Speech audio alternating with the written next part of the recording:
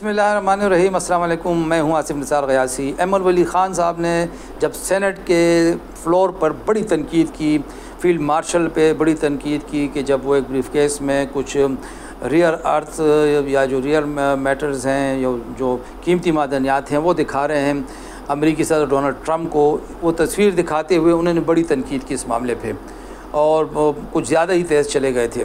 उस तनकीद के तीसरे दिन मुस्लिम लीग नून से ताल्लुक़ रखने वाले तलाल चौधरी साहब को 3 दिन बाद इल्हाम हुआ है कि ये तो बड़ा सख्त बयान है।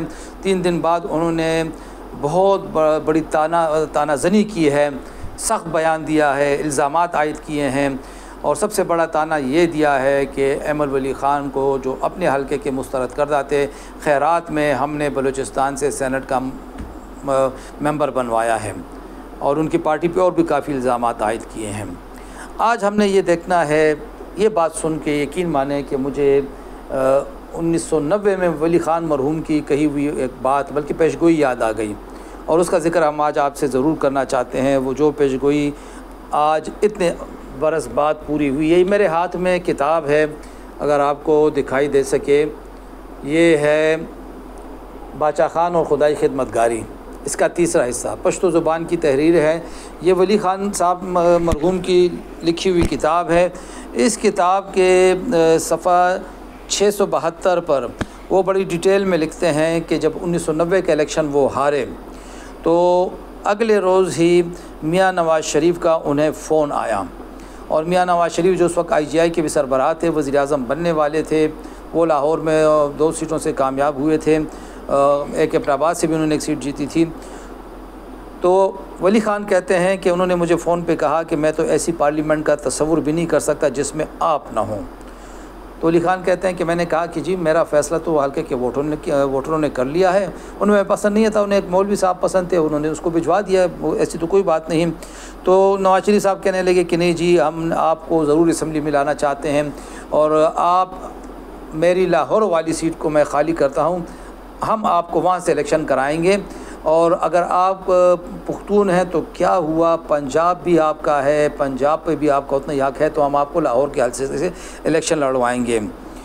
वो कहते हैं उन्हें बड़ा ही ज़ोर दिया, मैंने इनकार कर दिया। फिर नवाज़ शरीफ साहब ने कहा चलो इस पर फिर बात चंद दिनों बाद फिर बात करेंगे। कहते हैं इस दौरान पार्टी के रहनुमा मुझसे नाराज़ हो गए कि अच्छी पेशकश थी, क्यों ठुकराई, 4 सदर के लोगों ने बेवफाई की है, खिदमत का सिला नहीं दिया, शख्सियात का मवाजना सही नहीं किया, तो इनसे तो जान छुड़ानी चाहिए, आप जाएं और वहाँ से मुंतखब हो के आएँ। तो उस मौके पे वली ख़ान साहब ने एक बहुत ही बेहतरीन जुमला कहा था। उन्होंने कहा कि मैं पठानों को तानाज़नी से महफूज रखना चाहता हूँ। कल को कोई भी उठ के कहेगा कि भाई आपने अपने लीडर को हराया, हमने उन्हें कामयाब किया, मैं नहीं चाहता हूँ कि मेरी कौम को कोई ये ताना दे। ये है 1990 की बात। ये वली ख़ान मरहूम ने इस किताब में इसका बड़ा ज़िक्र किया है।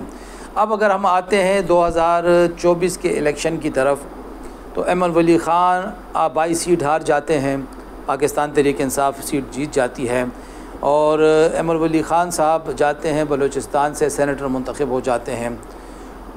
यानी इस हद तक तो उनका हक़ है, वो जा सकते हैं, कौमी लीडर्स जो हैं वो एक दूसरे सूबे में इलेक्शन लड़ सकते हैं, लेकिन वो अपने दादा की बात भूल गए। दादा ने जो रास्ता इख्तियार किया था कि मैं किसी को भी ताना का मौका नहीं देना चाहता कि कल को पुख्तूनों को ताना दें।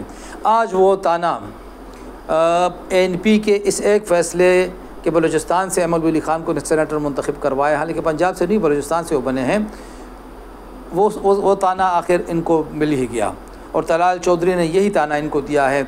और जिस चीज़ से वली ख़ान अपनी पार्टी को, अपनी कौम को, अपने रहनुमाओं को, ख़ुद अपने आप को बचाना चाहते थे 1990 में, वो उनके जो नवासे हैं, जो पोते हैं, उनकी इस एक फ़ैसले से वो ताना आज इनको मिल ही गया।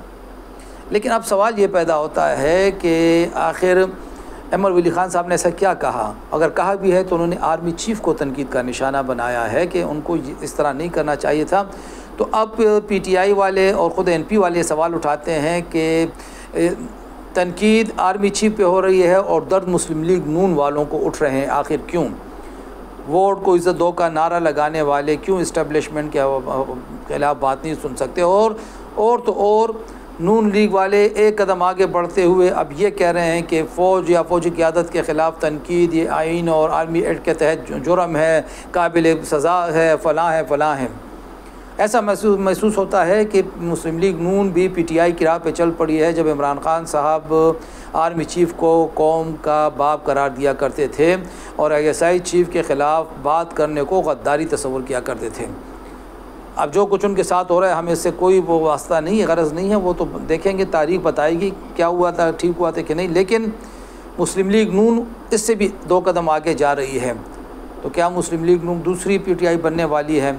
ये फ़ैसला ख़ुद नून लीग को करना चाहिए था। और जहाँ तक NP के हमारे साथी हैं उन्हें ज़रूर इस बात पे सोचना चाहिए कि वली खान मरहूम जिस ताने से अपनी कौम को बचाना चाह रहे थे वो ताना आज उनको मिल ही गया है। क्या ये फ़ैसला दुरुस्त था कि अहमद वली ख़ान जाएँ और वहाँ से सेनेटर बने? एक सेनेट की सीट से क्या होता है? अगरचे ये सही है कि तमाम कौमी क़यादत को पार्लियामेंट में होना चाहिए। हमारे सूबे से आफ्ताब शेरपाव, सिराजुल हक साहब, असफंदियार वली ख़ान साहब, मौलाना फजलुर रहमान साहब, ये ऐसे बड़े बड़े नाम हैं कि जिनको हर सूरत असम्बली में होना चाहिए। महमूद खान अचकज़ई साहब वो तो चलो आ गए हैं, इनको भी आना चाहिए था, नहीं आए।